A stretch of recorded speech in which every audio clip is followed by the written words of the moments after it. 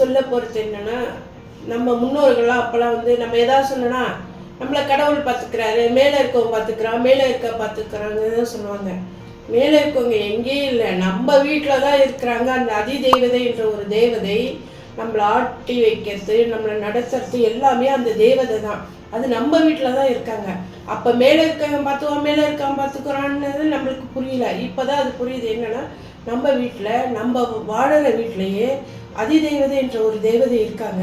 நம்மளுக்கு மனசு கஷ்டம் எது இருந்தாலும் நீங்கள் மற்றவங்க கிட்ட சொல்லுறதோட காலையிலையோ எப்போயோ உங்களுக்கு ஒரு தனிமை கிடைக்கிறப்ப, அம்மா தாயே தேவதையாக எந்த தேவதையை நீங்கள் எந்த சமயம்னாலும் நினச்சிங்க, அந்த தேவதைக்கிட்ட நம்மளோட வேண்டுதலை சொல்லுங்கள், நிச்சயமாக நடத்தி தருவாங்க.